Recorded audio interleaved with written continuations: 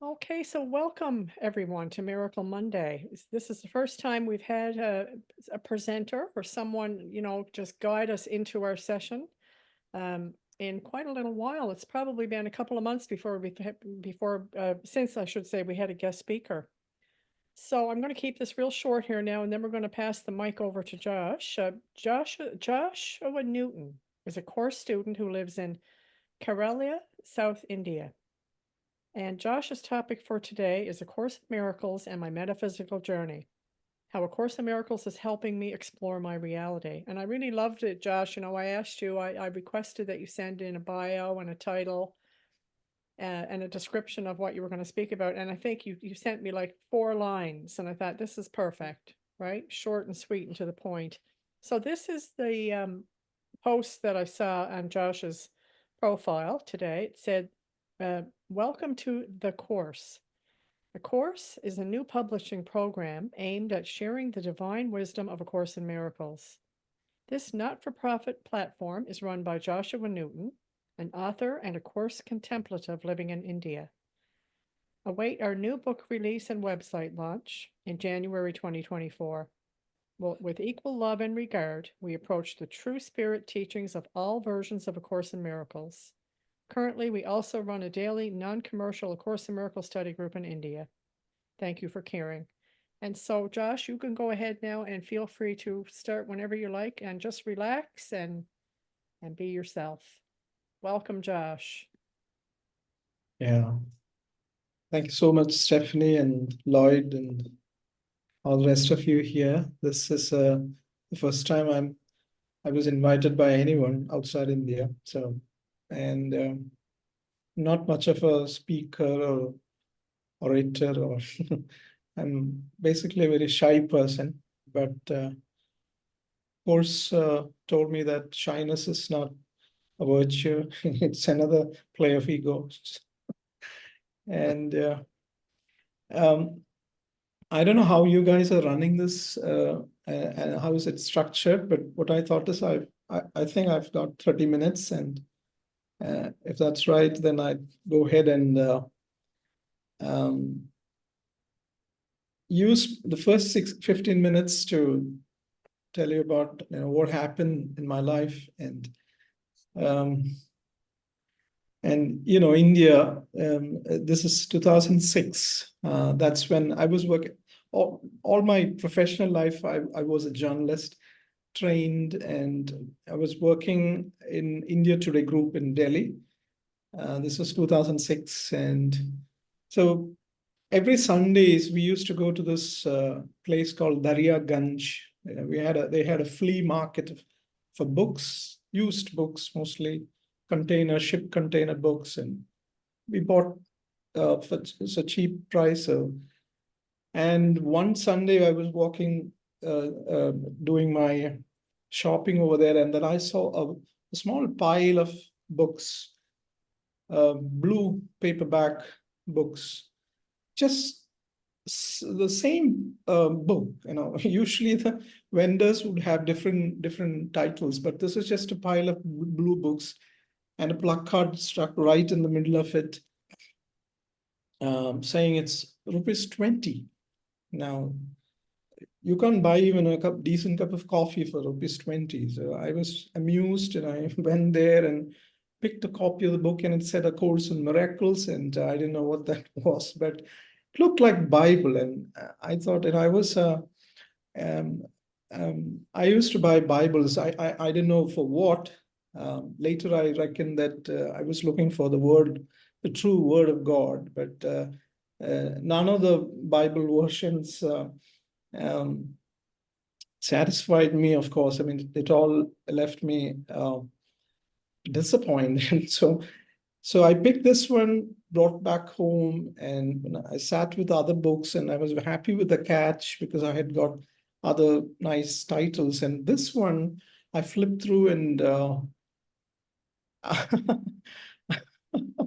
I saw God, salvation, and all the bullshit, and I didn't know what this was about. And I was so ashamed that I bought. Can you believe it? Just $20, and I was ashamed. I was feeling the shame, and And you know what? I put this book behind the stack of books and behind the bookshelf so that nobody would ever see that book ever again. So that was 2006, and fast forward to 2012.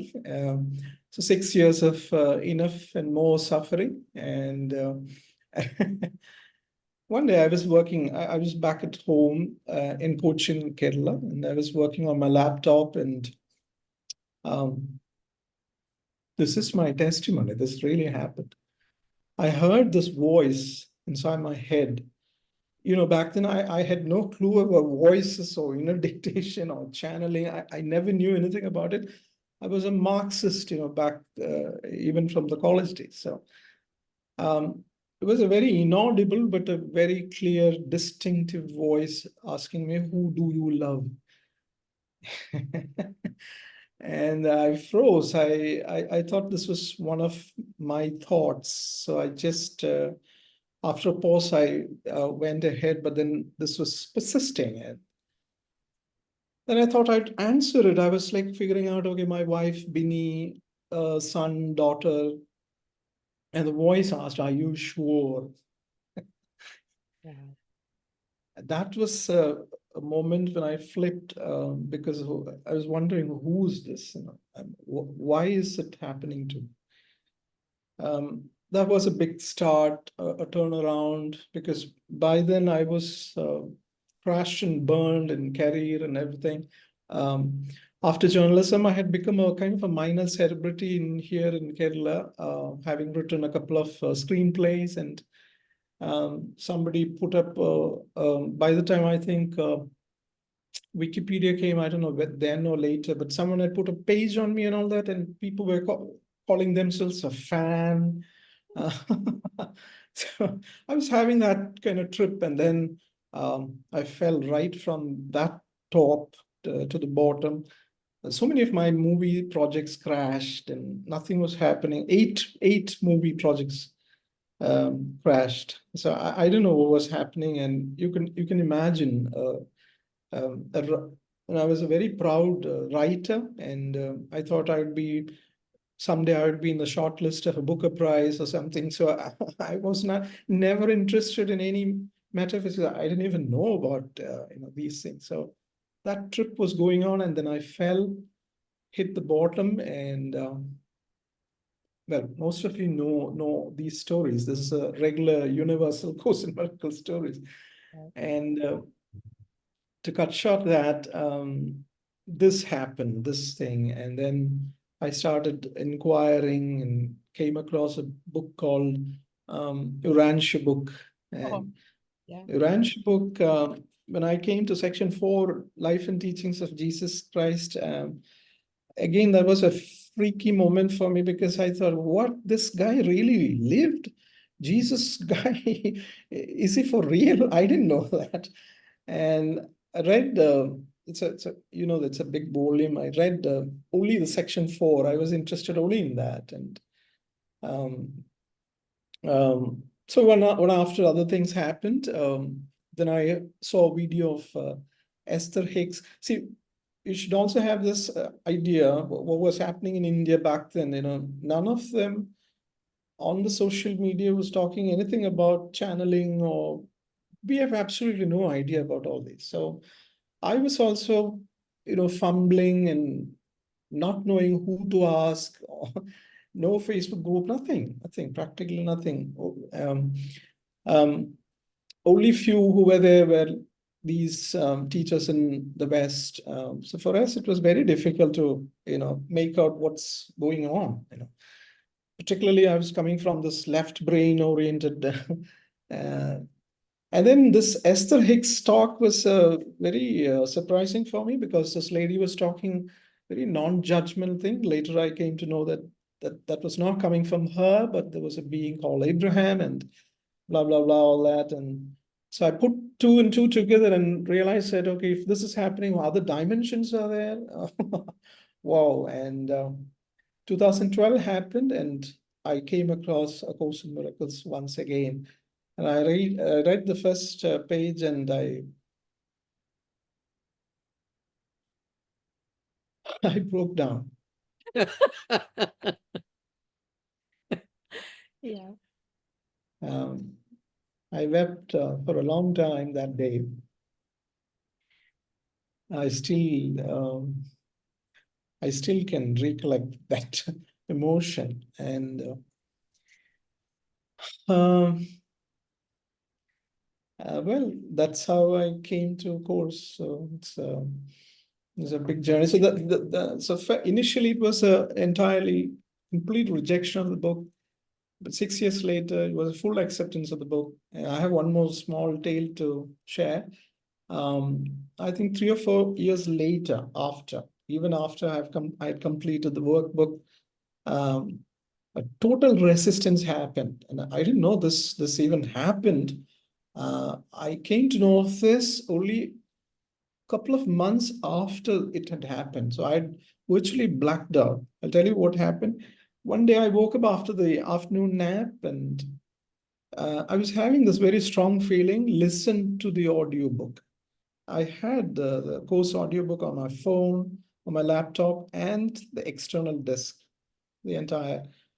I had ripped it off the YouTube, so I had all these on these 3 devices. And I brushed the idea away, and the next day the same thought came, listen to the audiobook. And I decided, okay, I'll do that when I go for the walk. And I opened the phone and tried to listen and search for this, and the book wasn't there on the phone. So I came back home, thought I'd download it again from the laptop, and it wasn't there in the laptop either. And then I was pretty sure that it was down there, and the hard disk, the external disk, and it wasn't there. It was gone. So the audiobook was completely had vanished. And then this, you will not believe, I had 3 copies of A Course in Miracles, 3 copies, hardcover, paperback, and an old edition. And I looked for the book in the room. The book wasn't there. All 3 copies weren't there.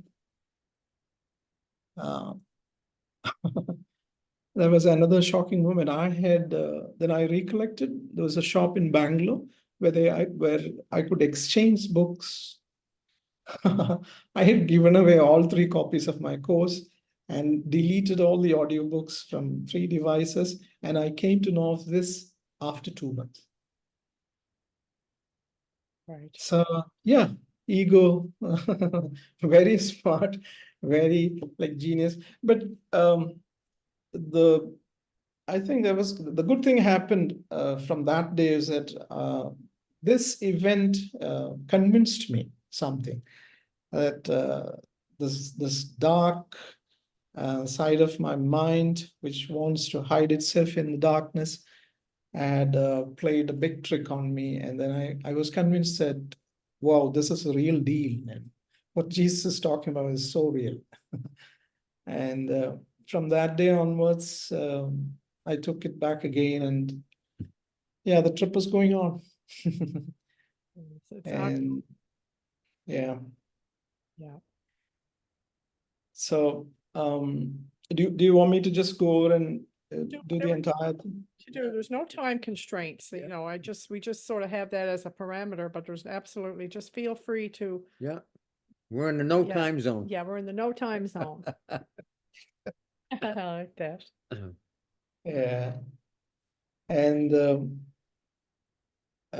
this course commune happened pretty recently, last year, July. I never wanted, I put a post there on Facebook. I didn't want to teach course, or I never considered myself as a teacher at all. I call myself as a student all the time. But this happened, and you know the way things happen. And so 14 of more, I think around 20 came. And interesting thing is that only 2 of them are Christians. Most of them are Hindus, and some of them are practicing Muslims, a couple of them. Not just practicing Muslims, they're trained to be Muslim priests. 11, 12 years of training. They call themselves a Mukri. So they've taught in madrasas and um, two of them, but they're now very deep and committed students of course in the group. Wow. And yeah, we practically have more or less like a friendship going on there. There's no hierarchy and stuff. And Beautiful. it's a very easygoing, fun-loving group, very innocent and excited. And Yeah, uh, that's wonderful. yeah. And I must say that we are not the only group in India. Some are there, a couple of them are there in Bangalore, one or two in Pune, Bombay, I'm sure they're there, one in Delhi. So this is growing in India. But I think we have taken it a little more, shall we say, I think we're some more organized um, and a group from Bombay contacted last month asking me that can we do a national retreat? And so for so such games are going on, and I would also want to ask advice from you on what I'm one of my feelings about this balancing act that we uh, between being a student and practicing, sitting with the book and having that, lectio divino, the kind of divine reading and the committed time that you spend with the book versus this external activities that one's mind prompts, particularly me being a journalist, I feel like, okay, why don't we start a magazine? What about, so somebody says about a podcast. But after a couple of days of these such discussions, I feel a little bit tired of this.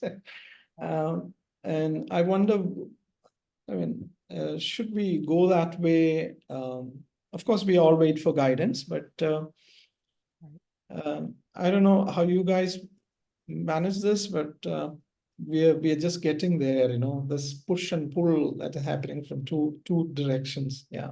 Yeah. So Well, it's that's there. great, insight, or it's a great question, or whatever you want to call it, because I think we all feel like that sometimes.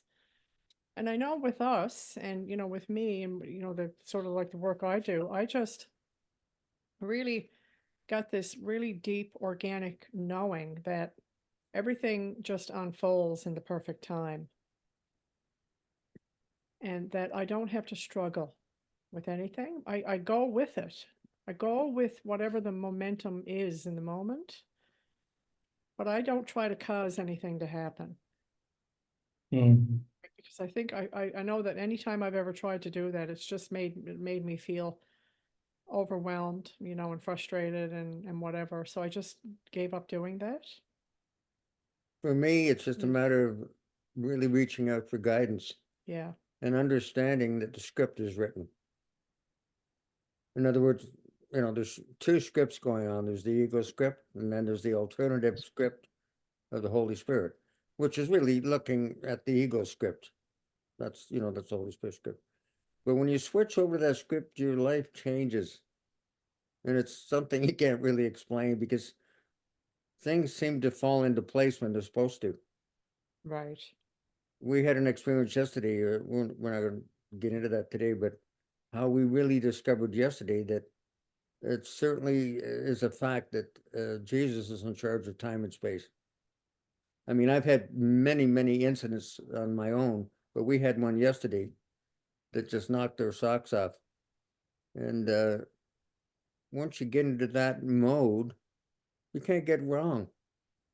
It's just like, it's not even you got to think about it. It happened. It just happens. Yeah. Yes. That's it just happens. Yeah. And Yeah. not to be concerned. If Yeah. you want to put the truth out there, um, you'll be helped. It's just that simple. All right. Yeah. It flows into your mind and you just know what to do. It's Yeah, not Yeah. even a strain. It it's just, really, that's what like I I say, it find just too. happens. Yeah, it just happens and you don't really have to think about it, Yeah. right? Yeah. And, It's Yeah. a constant learning, isn't it? You know, a constant classroom, I should say. Yeah. Yeah. Yeah, we do have enough testimonies, even our own personal experience that vouch for what you said right now. But we also have this temptations, like, how far should I stand by this idea, and what should I be doing tomorrow morning? I don't plan much, but still, this thing comes, and I'm sure I'll have to deal with it with the help of Spirit. And anyway, those things are going on. Absolutely. And it seems to be a bit of an intense time right now. Yeah. A lot of people going through really intense, I would call it ego backlash, but it's just an intense time for a lot of course students right now Yes. that have been at it for, Uh-huh. that's like the unconscious mind, all that garbage that's in there is now, coming up to be healed. And it's not easy. Mhm. Yourself, the ego is relentless. It wants to keep you grounded all the time, thinking that you're not the spiritual thing that the course is talking about. You're a body. Yeah. In the world, they get things done. In the world, right? Yeah. So Yeah. you learn to override that eventually. I mean, you still get those crazy thoughts, but you don't listen to them. And it takes a lot of training. We're Yeah. talking to somebody yesterday in this experience we had, and I mentioned to them that, we hear these thoughts. Let's say we hear these thoughts in our mind, right? And I said, if you hear these thoughts, then you must be the listener. You're not the thought. And the two people we're talking to just lit up their whole thinking process. It was like a light bulb went on, because it's true. You're not the thought. Yeah, because all of the thoughts that we think are not our real thoughts. Amazing how the course material Yeah. comes in to your understanding and your conversations and your life. I find it's amazing how much it comes in. Sometimes we don't think we're really, absorbing it. But it's like as you learn to apply it, as you're just living your life, it's like the course material just is such a complementary. Yeah. One of the things that I keep telling my mates here at the commune is that course was the first book, the first teacher that who told me, what is the real interference? What is the blockade? What is the barrier between me recognizing, or between me playing this role here and recognizing who I really am, this thing called guilt, which Wow. was absolutely missing from, I started off with Advaita. Interestingly, on the times which I was talking to you about, telling you about that, those periods where turbulence and me being lost, and even in between, I was encouraged and inspired to go to a bookstore where they sold books on Advaita. This is Ramakrishna Mutt, and so I went there. I started picking up on Shankara, and so the book I practically I studied the basics of Advaita. You have the three foundational Prasthana Trayi texts called Brahma Sutra Bhashya. It's a big thick volume, and you have the Bhagavad Gita, the interpretation of Shankara, and the 10 Upanishads. So these three collectively are known as the foundation of Advaitic teaching according to Shankara. None of these books talk about guilt. Right. That's a very good point. Talk about- Very guilt. Oh, yeah. Because guilt Right. is the great interferer. And, isn't it really liberating to understand where guilt comes from? Truly where it comes from. And all we believe that it comes from, some thought about the past or something that we did in the past or whatever. We believe it comes from all these sources other than the fact that we threw God under the bus, or we believe we threw, we believe we separated from our source. That's the ego story, that we Yeah. are guilty. So yeah, But as the Course teaches us, and it takes us a while to get it, is that the Son of God is innocent. The Son of God has never left its source. Yeah. We just Like had a bad dream. And that, it takes a lot to get that concept, because this feels so real. it does, and the stories Yeah. feel real. But it's and not, it's yeah. just a projection. Yeah. It's like going to the movies and watching a movie at the theater. It's, it's a it's up there on the screen. This is just a projection on a screen of an unreality. Lloyd, these parts have been already tackled by Advaita. The Advaita, especially the non-dualism in India, they have a particular term called, they have actually two terms. One is, well, there's a Sanskrit term called, specifically Shankara talks about projection, vikshepa. Right. Vikshepa, that's the word he uses. Right. And he also talks about adhyaropa, which means superimposition. So superimposing your Right. thought on the world, on the canvas. So what I'm saying is that it's a very profound teaching, Advaita by itself, that it covered almost all of the essentials. Right. And that's why it's still standing strong. Sure. But the big missing chunk was about guilt. Guilt. The unconscious. Why? And all of the guilt that we feel, it doesn't matter what kind of guilt it is, it all goes back to the guilt that we think that we usurp the power of God. Yeah. It's the tiny. Tiny mad idea, the mad revolt, as it says. That's all. That's what it is. The ego makes all kinds of different kinds of guilt to keep us mesmerized in the world, but it all goes back to that one moment, that moment of separation. That's where it all stems from. But you're right. The Course, as far as I know, is the only teaching that teaches you about guilt. And for me, what to do about it. yeah, and the Course is the only teaching that I know that actually teaches you how to get out of here. Yes. And I've studied lots of stuff myself over 35, 40 years. And the Course is the only one that ever gave me a way out of the desert. Yeah. And it showed me a way, and it gave me an experience of it too, which is nice. Because that's one thing I found with the Course in Miracles, is that along the way you get a lot of little experiences. Get the big experience, what they call direct revelation.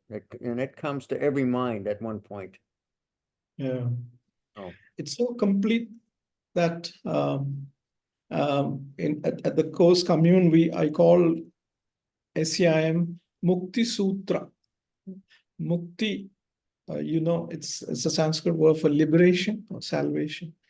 And Sutra, you've heard of Kama Sutra, Yoga Sutra, because each of Course's lines is like it can unfold, it can roll out, and you can even write books on each paragraph. So, Yeah. The Holy Spirit once suggested to me that's a way to read the Course is to become present with each sentence.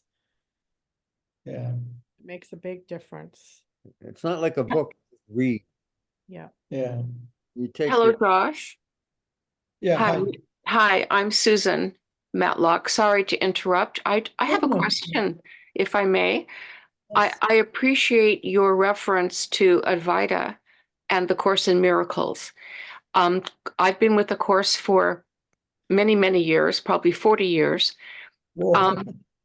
And I'm currently also see the correlations between Advaita and A Course in Miracles. And there is a group that we get together and mainly with Advaita,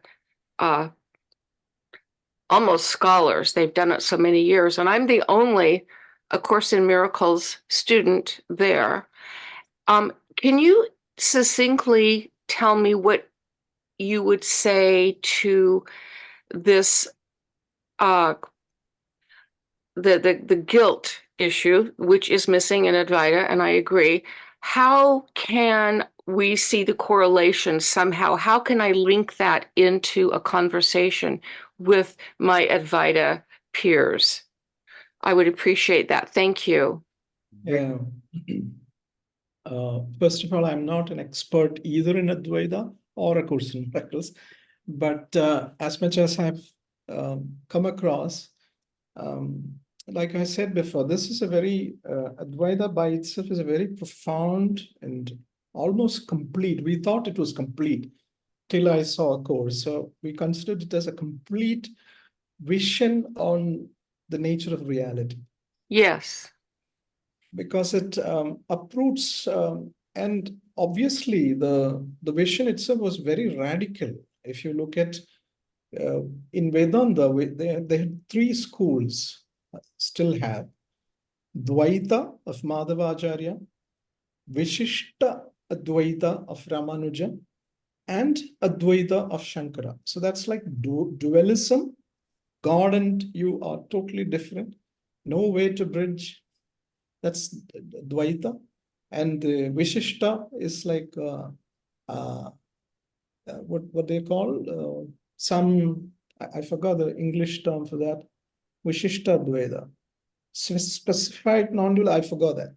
And then you have Shankara's non-dualist. Now, visibly, if you look at the world, you can never, no one could ever say that, this is all unreal and that, the matter does not exist, all that.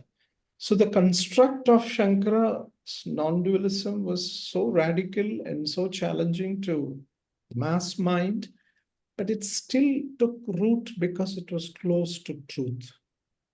Right. And we, as you go through the text, there were also 4 bright, brilliant students of Shankara, his disciples, 4 of them, their books, and teachers who came even after that. India still preserves this tradition of teaching and learning Advaita, on an everyday basis. And this was going on for centuries, and it's still going on. Some of the muds and sannyasa tradition schools, they're all holding courses on. So what I'm saying is that the corpus of study and on Advaita and the everyday attention going into expanding the understanding in Advaita is so vast and immense. Yes, that's my issue coming from America. It seems very immense to me. And the group we have is on non-dualism. So it is on non-dual, and very, focused in onto that. But and I throw out Course in Miracles quotes once in a while, which do correlate, but I don't have a wedge to really succinctly link the two. Can I say something here, please? Can I say something about this? Yes. Can you hear me? Yes. The main difference between A Course in Miracles and these other beliefs, like Advaita is great. I use a lot of their analogies in my teaching because you're basically teaching the same thing, that it's oneness and all that. But Course in Miracles is the only one that teaches that there is no consciousness is of the ego, you see. I mean, guilt is of consciousness. Okay. When you achieve escaping from consciousness, is getting back to the oneness or the wholeness or holiness of God, our source. You see, these other beliefs, or these other belief isn't the right word, these other thought systems don't take that into account. They call God consciousness. God isn't conscious. Right. It's the ego is consciousness. And I'll tell you why, because the ego requires you to be conscious of things. Because we're in a world of separation, there are things here. In God's oneness, there are no things, because if it could be said, he's the only thing there. So there's nothing to be conscious of. Right. You see, consciousness does not exist. Right? Consciousness begins when you leave him, because then because you've got separated things to consider. And that's the main difference. You see, in these other systems, God is part of this consciousness, but he ain't. And to get rid of guilt wholly, you have to realize that he's not part of consciousness, because that's where guilt lies. I mean, it is of the past, but it doesn't really, I mean, really, there is no past, so therefore there is no guilt. The logic is simple, but Right. it's grasping it that is difficult. Yes. But when you begin to understand that God isn't actually part of this at all, he's not even consciousness, then you've got a separation from that and these other understandings. You see? Yeah. Okay. Thank you.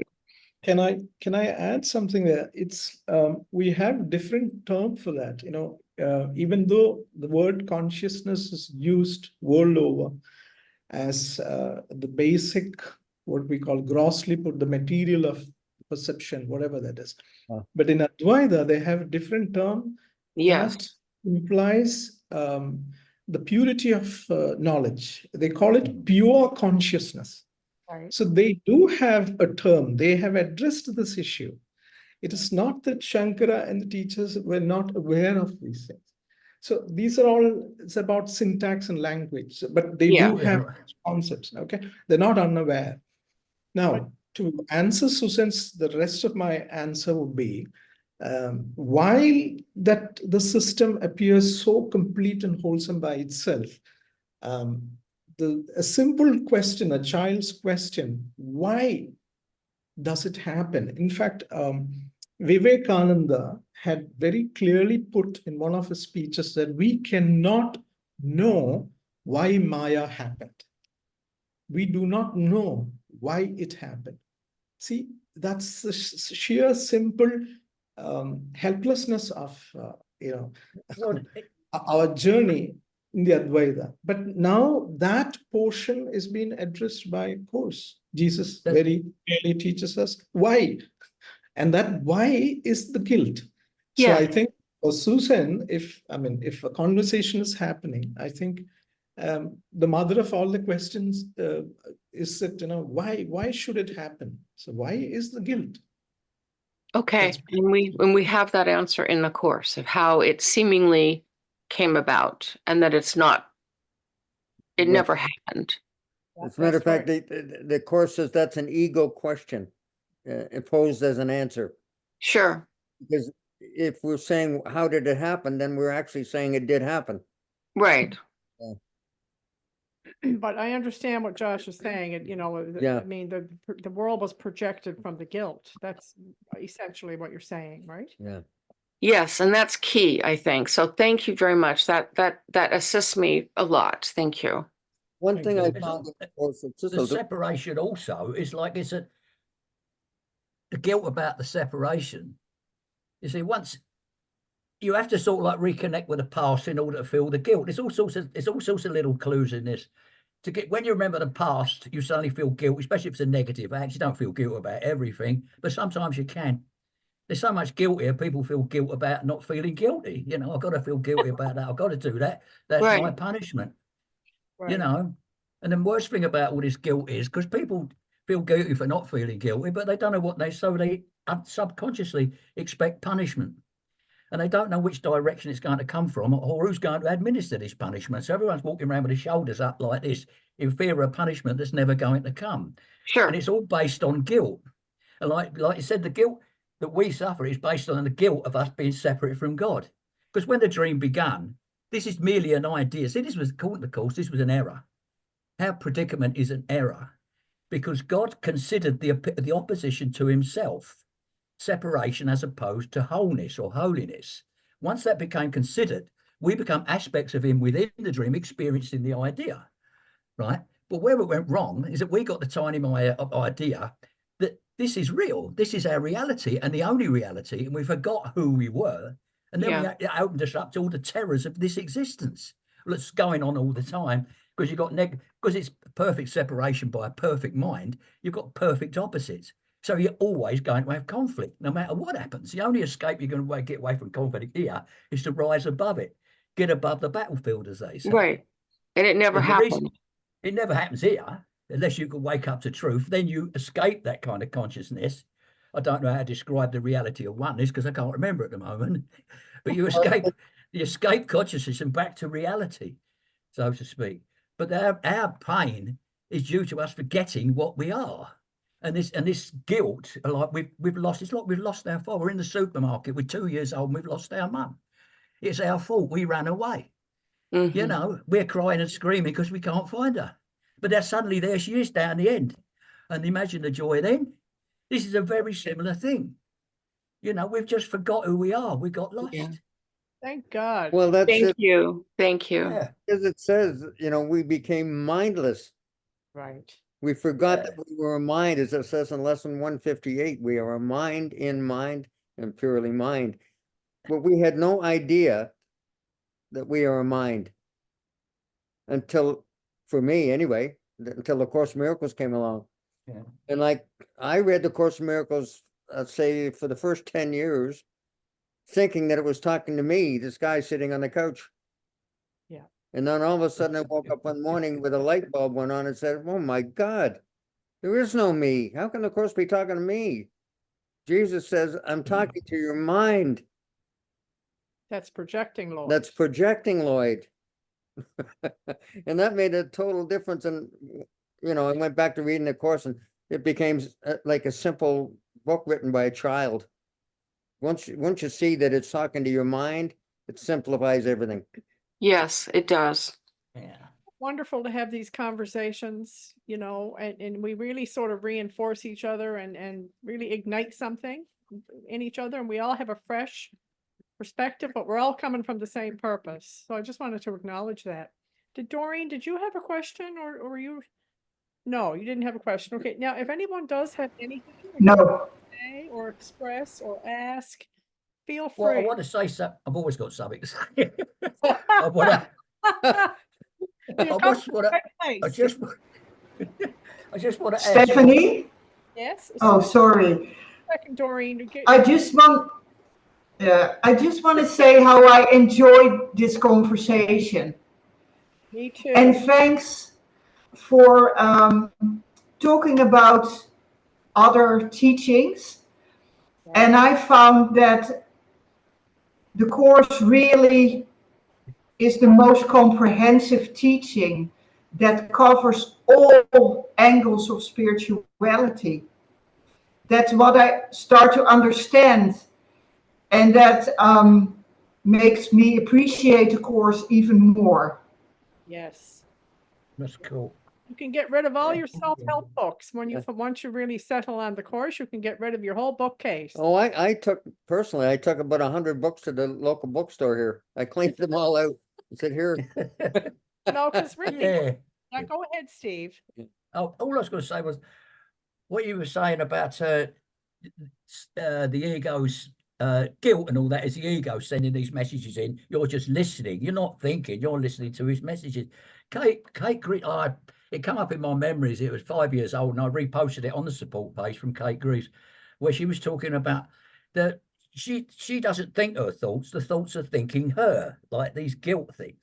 And she'd learned to like think of it like a radio, but literally like a radio, where the voice, like when you're listening to the radio, you know that the voice isn't you. You're aware that the voice is someone talking on the radio, even though it's like you're hearing it the same as you'd hear your own voice if you spoke. But if you think of the guilt as a radio station, keeps, because it happens to me, like I said, walking along and suddenly I get these weird thoughts from the past, like the guilt-inducing thoughts that come out of nowhere. I wasn't thinking about them. They just appeared like someone's pushed them in my ear hole. We've talked about this before. But whatever's doing it could be seen as like a radio station that's transmitting this stuff. And it's down to you to decide whether you want to pick it up or not. If it suddenly appears, just say, turn the radio off. She calls it Ego FM. And it makes sense. I mean, I call it Archon FM, and I'll tell you why. Not because I can associate with them, having done a video about those Archons. I know they're all part of the dream and all that, but I can get the association. Because it's them pushing these things in my head, real or otherwise. The whole thing isn't real, and there's going to be adversaries here that are going to be as tricky as you can get. The old devil ain't called a great deceiver for nothing. I mean, like the devil, whoever runs this lot, the ego, you know, and he's always thinking of ways to trick you. And that one, you're not really thinking the thoughts. They're thinking them for you. Oh, this one will upset him, shove that in his head. Oh, this one will upset him, shove that one. It's just like, you just realise it's just a radio show. And you can either turn it off or turn it down, or just tell it to shut up, you know, one of the two. It's about dealing with it, isn't it? Because it's unreal. You if know, it hurts you, I then it love, will. I love that line in the course that says, if you're thinking about the past or the future, your mind is blank. Yeah, because it's thinking about nothing. There is Literally, no, no there's no past. thing. It's a dream within a dream. couple of things to remember. I just want to say, you're talking about unconscious guilt. We're speaking about unconscious guilt, and the couple of things that I have learned and that really helped me and my journey. Number one is to understand that the unconscious mind stays dormant. It lays dormant in the mind, and it can lay dormant in the mind for, lifetimes, or let's say even many, many years, until something will come along, whether it's a relationship or a situation, to trigger the unconscious guilt. And many times, course students, for example, they get into the course and they might be doing it for 10 years, and they might think, oh, everything is going along great, and they're doing their forgiveness work. And then all of a sudden they hit a brick wall, and all this unconscious guilt starts coming up in the mind. And it's like overwhelming. But for me, it's about, I know Keith talks about this, and I've really taken this on, so I can speak a little bit about it myself. It's about welcoming it. Rather than just trying to get rid of it, like to actually welcome it and to embrace it and to accept it. Because when you actually do that, you're inviting the Holy Spirit into your mind. And you can then give it to the Holy Spirit so he can reinterpret it and give it back to you purified. And so this is what I've been doing in my journey. I've been welcoming everything that's coming up. I've just been welcoming it. Like, if it's not love, I welcome it. I don't try to get rid of it. I don't try to repress it or distract myself from it by projecting it. I just welcome it. And a big thing about, innocence, as the course says, innocence cannot be partial, it must be whole.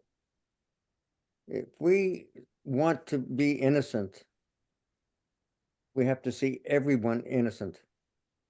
And the reason for that is that there's not 8 billion bodies out there, there's only one mind.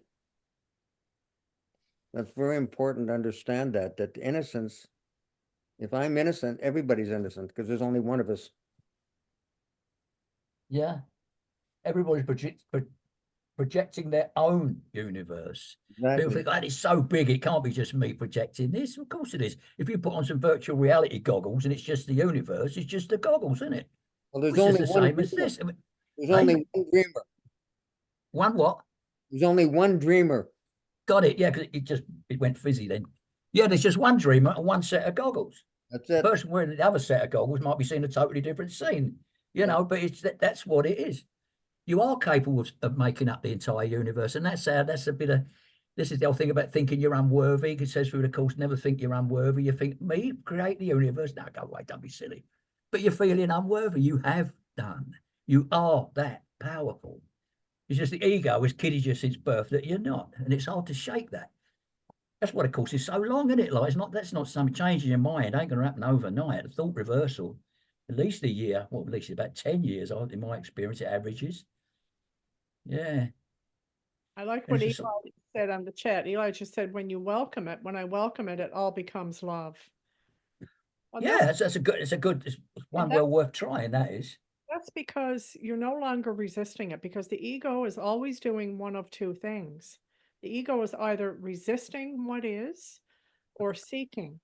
The ego is always resisting or seeking. That's all the ego does. So when you're resisting what is, or however you feel, that's the ego. When you're seeking for answers outside of yourself, that's the ego. So when you welcome it, you're doing the opposite of what the ego would do. And you're invoking the Holy Spirit. You are actually bringing the Holy Spirit into your mind when you're doing this welcoming. So it's become very powerful. It's become a real powerful practice. And of course, the ego will try, and the whole thing is to make sure you don't exclude anything from this welcoming, because the ego will try to put some kind of a thought in there, right? Or something that will be like, you will exclude that from the welcoming because that one little thing or that one big thing is too serious. You have to keep that one for yourself, right? You have to take that particularly thing serious, but it's to really work with whatever is coming up. The ego goes for the juggler. Yeah. Yeah. It keeps finding new stuff. There's some stuff coming up in my memory lately I haven't thought about since I was a kid. If it, where's that been for the last 60 years? You know, it's in there. It's the amount of stuff up in the attic here. Occasionally it falls off the shelf and you think, blimey, I One- thought about that. So One of the ego's favorite ploys is to have you think you have to eat special food. but You have special a food. issue with food, for instance. It'll, you know, oh, I got to eat this particular thing. I got to eat that particular thing. And if I don't, You're gonna then, get sick or then this something's is going to gonna get sick. Yeah. This is going to happen. That's just one instance. It can work on all different kinds. Wherever our Yeah, I'll weakness, get you. Yeah. that's where the It's- ego works with us, is wherever our weakness seems to be in the It world. works on it. It works on it. Yeah. It's a It- power of it- suggestion. bring it up. Yeah. Yeah. It looks for a weak point and keeps tapping away at it. That's it. Right. It's amazing, really, isn't it? You know, it's all so systematic. It could be like a game. I mean, you could compare it to a game if it helps someone to figure it out. This is so much like a computer game, actually. Some of these kids who spend all their time playing the games, if you could explain to them how this is just like that game, it'd probably be a good way to teach them. But you know, we Because don't. it is. It is. I mean, like in a computer game, there's only one player, and that's you. That's the spirit. In the game, there's only one real player, and that's the spirit. The computer is the universe, right?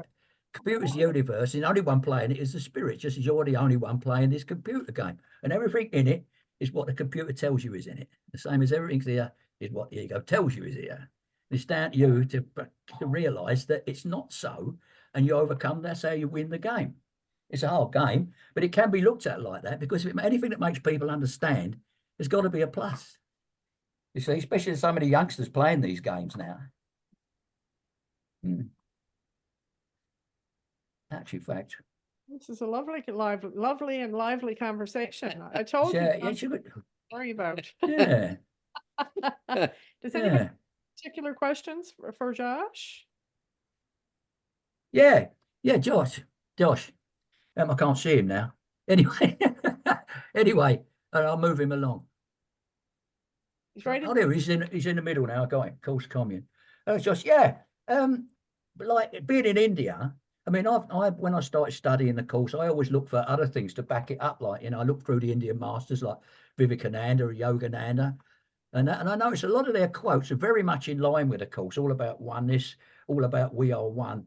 The Hindus are well aware of oneness. Like, you know, it's like it could be argued like, why is there so many gods if it's about oneness? Well, there's signposts to the gods, which is that's great, right? But did you? I mean, you must have been. I don't know if you're a Hindu or what, or by that's your religion or what. But did you find it related to it when you got into the Course of Miracles, that it was relating to the Hindu beliefs? That's because Advaita's analogies. I love Advaita. It's great. There's this bloke called Dennis Waite who wrote a book about Advaita, and it's filled with analogies, you know, because they're a great way of explaining things to people. You know, when words have all we got to describe the undescribable, then analogies to make it sink in there, and Advaita's full of them. It's a wonderful teaching, you know. So if you studied Advaita, did you see the connections with it as you first got into the Course of Miracles? Did you see it connecting to the Indian master's teaching? Of course, yes, indeed, yes. In fact, so much so that I mean, at the commune, I call the Course in Miracles as Jesusian Advaita. Right.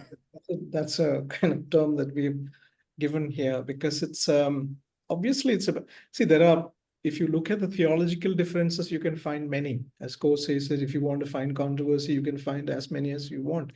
But if you're looking at from the point of view of, okay, rather than putting these two as a competitive, especially Susan might want to note this, instead of the way I look at wisdom teachings right from the beginning of the era of thought of human beings.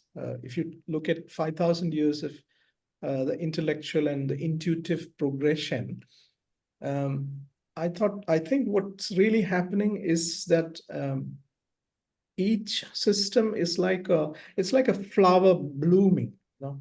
Yeah. In the initial stages, it's a bud, and most of the petals are closed uptight, but they start opening up. So each teacher or the school or system is helpful to the next step that is, opening. So we take from what we have been, where we have been, and we take it from there. So that way, I think A Course in Miracles is the next level advancement of Advaita. So similarly, Advaita had obviously, the predecessors' teachings, and that might have come closer to it. So I think revelation is within the within timeline. If you look, revelation, not the revelation that Revelation, yeah. talks about, but the revelation of wisdom is in a progressive stages. If you look at it like you can see, then you can complement. It's all complementary. So then Yeah. there need not be any competition among these. Rather, we can all handshake with among each other. So that way, Yes. Yeah, there'd be no religious wars, but there's absolutely, it does handshake. That's great. I like how the flowers opening like that yeah, to create but that's wonderful. And I Yeah. do love an Me too. analogy. everything. There's a time for every teaching. And I Yes. look at everything I've done on my journey. I look at everything as a stepping stone. Yes. Right? Yes. It's all part of the journey, and I don't discount any part of my journey. I might not be there anymore because I've gone on to something else, but that particular part of my journey was absolutely essential, and I love it. I love it, and I always will. It's part of who I am. So I like to, you could say welcome. I like to welcome all disciplines in that regard. Yeah.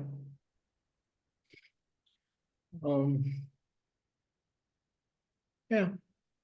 But right now, the scene, if you talk about all this geography and territory in India, Advaita has been falling behind because of, the esoteric always has a very few takers, and the Yeah. exoteric gets all the attention. So, the ego distractions.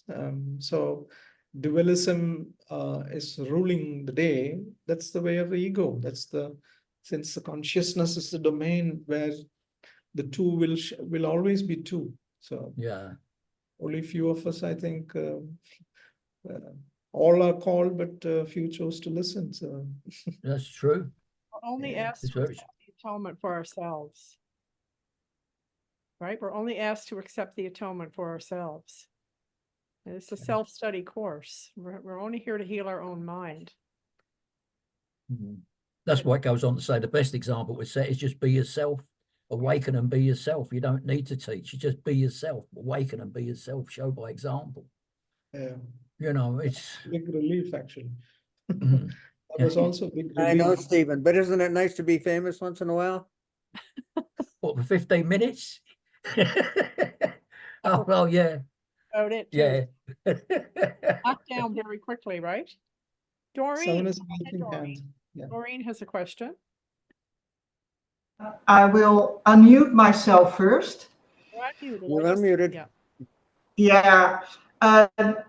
Joshua, I would like to know how you apply the teachings of A Course in Miracles on the terrible poverty in India. I understand that everybody chooses the life they lead, the circumstances. And that is very easy for me to say, coming from the very rich and privileged West.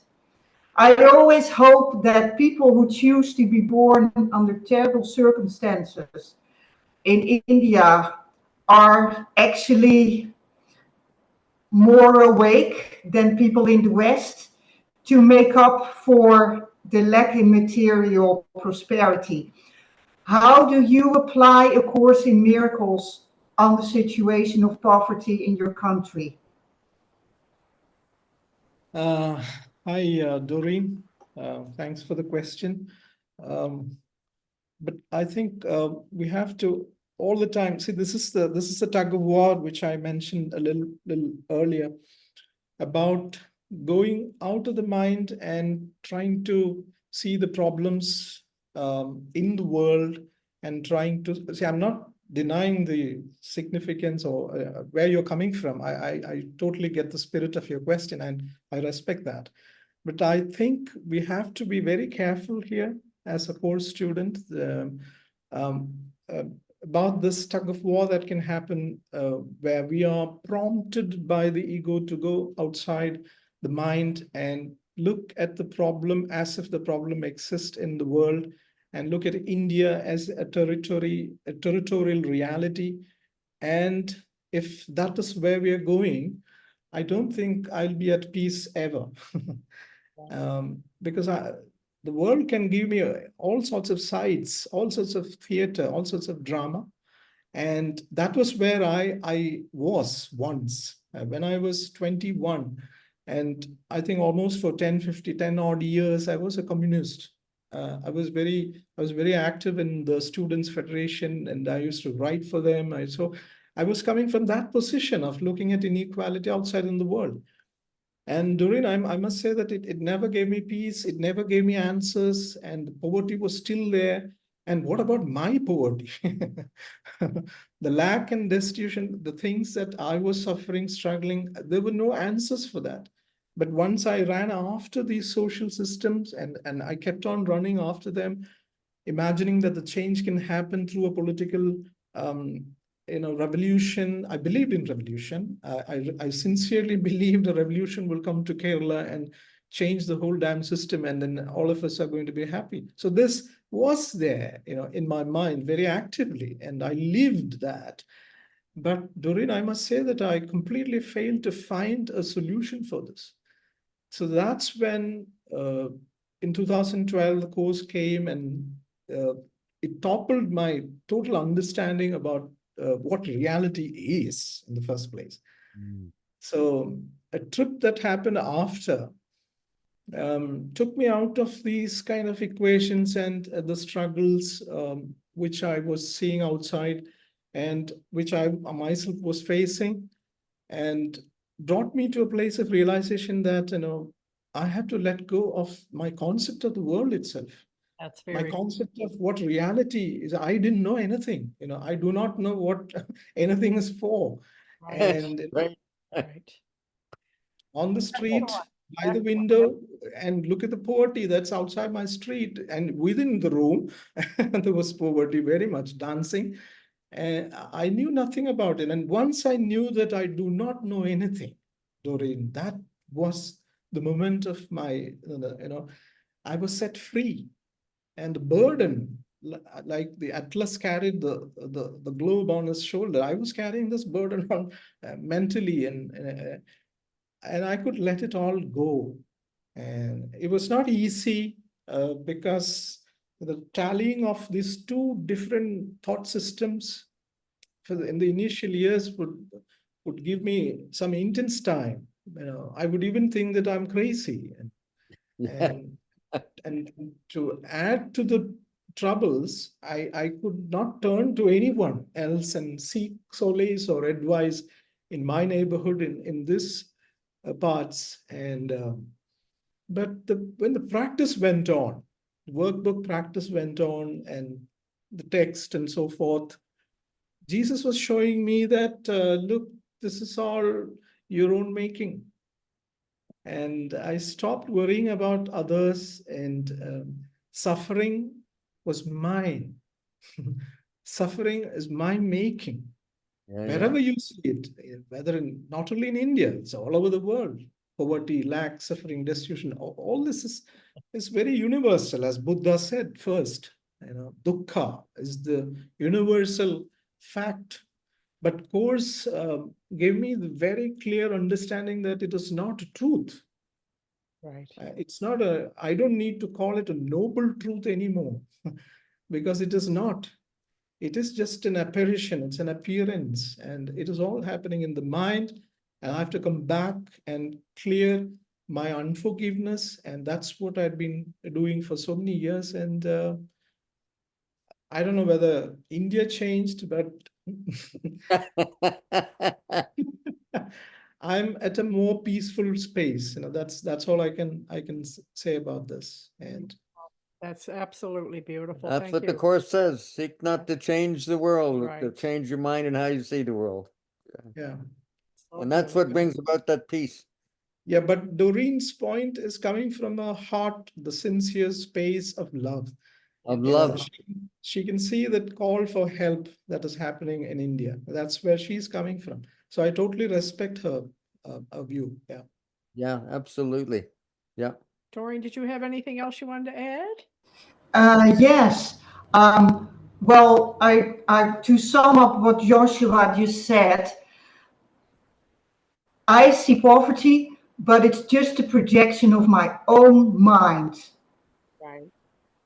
That's very good. That's all. And it's also my interpretation to look at poverty in India and label it as poverty, because the Holy Spirit might look at it in a completely different way. Am I understanding this correctly, Joshua? It is. You're spot on. Yeah. I like what there's I am a sorry. saying in the course, a passage in the course which says, everything this world believes is true has no meaning in his mind whatsoever. That's a pretty Yeah. statement. And may I add one more this I call the Mukti Sutra in course. One of those lines he says, what if you knew that you were hallucinating? Absolutely. Period, gone. Exactly. Yeah. I know. And yeah, that's it. The challenge is to bring ourselves back to this, the inner all the time. And some of the students, even at the commune, they misunderstand course as something that is workable in the world. So I have to repeatedly remind them, saying that no, the course is talking only about the mind and the mind that projects the world, mind that shows you the world. Now, this is the answer.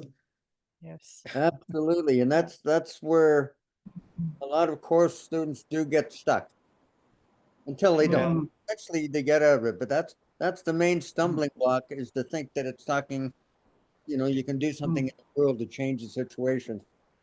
It's an impossibility.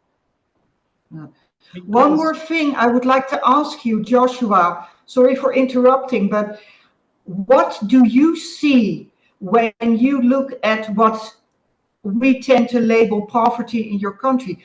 What do you see? What does that look like? Do you only see love? What do you see? Can you tell me more about that? And that'll be my last question. Thank you.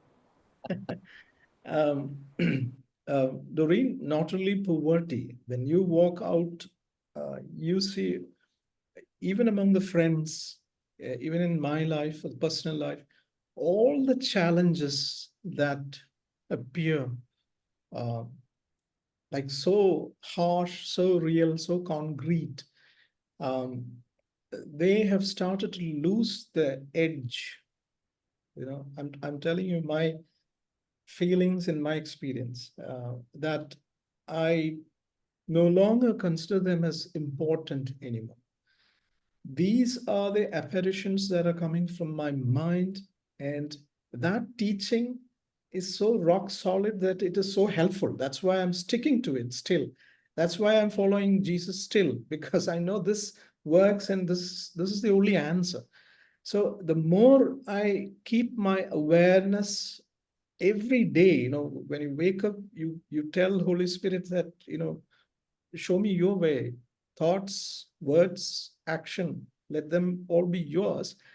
And then through that prism, you look at the world and you see a lot of problems, troubles. It's all there. They're there, but they no longer scare me, including the challenges that come at me. For instance, we are a family of four. My son is 24 years old. My daughter is 15. None of us is employed. We don't have a day job. And we've been surviving. And not like surviving with it, but things are happening. Things are happening so beautifully. The miracles after miracles, like what Stephanie, I listened to one of her videos, wonderful videos on our website, and she was distinctively putting this inner miracles and outer miracles thing. And that was very easy to comprehend. And so the inner miracles were gifting me the outer miracles. Got it. So now, when I see these problems in the world, I think I can look at them and see and tell myself that, look, this is again my forgiveness work here. I have some work to do, and then I move on. That's it. I mean, of course, we extend our helping hand, whichever case we can, but not to correct them, not to solve the problem. I don't have the capacity to do that. I can wish them well, I can wish myself well, but the essential work to do is within myself. I look back and I have to clear off whatever is the hurdle, the barrier to love that I have built in me. That's where I have to come back. That's always the answer. And Yeah. I always tell people, you can always tell when the course is working for you, because you do become more peaceful. Yes. That's the sign right there. Like stuff that would bother you 10 for years ago. months or whatever, it disappears. Yes. That's how you really know that that your mind is being healed. Yeah. Good. Sorry to Monica has been raising her hand for quite a while now. Monica, you go ahead and unmute yourself, Monica. I have a question regarding the self-inquiry that Ramana Maharshi practiced, and I feel like I am guided towards that direction, pathway, because as you said, you realize that this world is a dream. It's not real. It's a projection of the mind. And I see very tight correlation between the belief that the world is real and guilt. When I remember the world is not real, what I see is not really happening, it's just a bunch of thoughts in my mind, then I can relax. I can feel at peace. If I forget that the world is not real, and if I take it seriously, if I take it as it's really happening, then I get so upset. I react.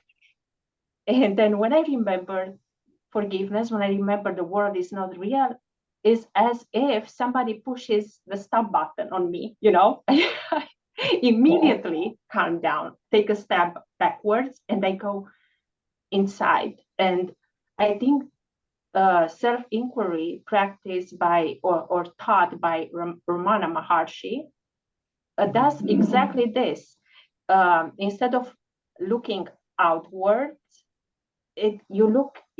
you go, you turn around and you look inside, where is this thought coming from? Who is thinking that? Who is witnessing this? And in the Disappearance of the Universe, Artem says, when you wake up, you realize that all of time and space and all of the things that appear to happen here were just a dream. And Ramana says that you cannot practice self-inquiry unless you believe that this world is not real, unless you don't think you are a body. So this is like a, spirituality 101. You have to realize you're not a body. And I believe A Course in Miracles helped me believe this, because I had flashes. I remember when I was much younger, and out of the blue, I was looking at myself in the mirror, and I was thinking, it was as if I was looking at somebody else, and I thought, this cannot be my real self. I was thinking, but I had no idea. That was way before the course, way before any spiritual teachings. Yeah. Or when I was in high school, I had such a vivid dream. I believe 100% that I was in a room and I wasn't there. And while dreaming that I was there, this thought, it was my voice. It was as if I was talking to myself. That voice said, make sure you are there. So I pinched myself. It was really hard to feel the pain. Yeah. But I wasn't there. I woke up in my bed, I wasn't in the other room. And now looking back, see, at that point, I was very frustrated, but see how everything is taught. I really believe now that, you know, what the course is saying. At the beginning, I had doubts that the course is for real. But because, you know, I remember all this happening from my past, thinking about this dream, it made me realize, how did I wake up from that dream? It was a discomfort. It was that pain.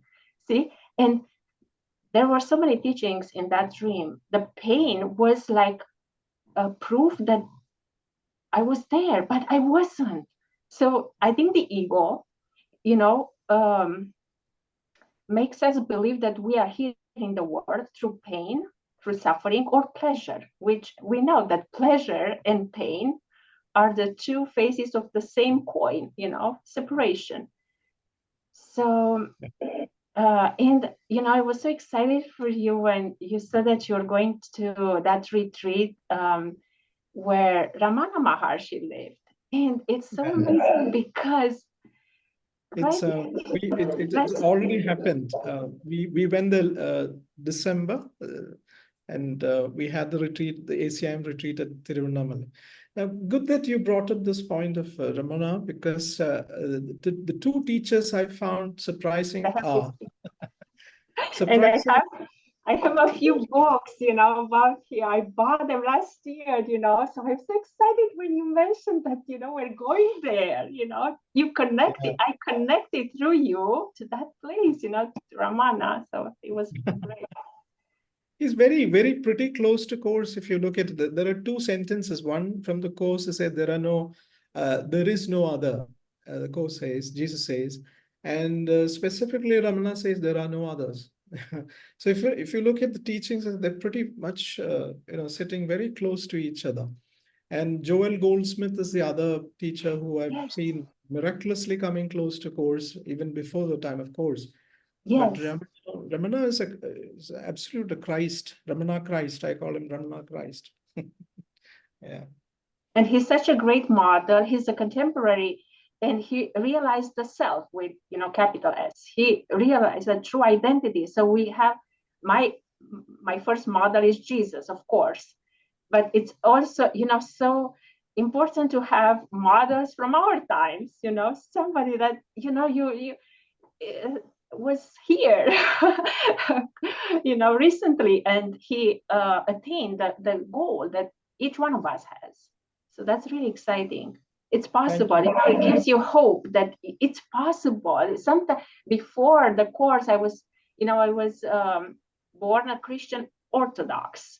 So at some point, I realized that this is not a fast way to self-realization. And I really prayed, God, please help me get there faster. Because I realized, you know, it's been more than 2,000 years since Jesus' resurrection. And what am I doing here? I was saying, what are we doing here? Still here, you know? So please give me a pathway.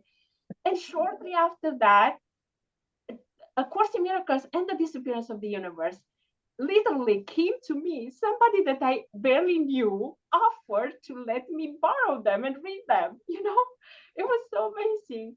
And at that particular time, I did not have time to study them because I was in school. It was very intensive. But my husband, you know, started the course immediately. He became A Course in Miracles, and my resistance was so high. You know, I haven't recognized that the course is my pathway. Only 8 years later, I realized that you know, I have to learn how to forgive. You know, I have to practice true forgiveness. And you know what convinced me, what made me realize that this is my pathway? Gary Renard's fourth book, The Lifetimes When Buddha and Jesus Knew Each Other. So when I read that, I said, oh my gosh, I have to do this. This is what I've been looking for.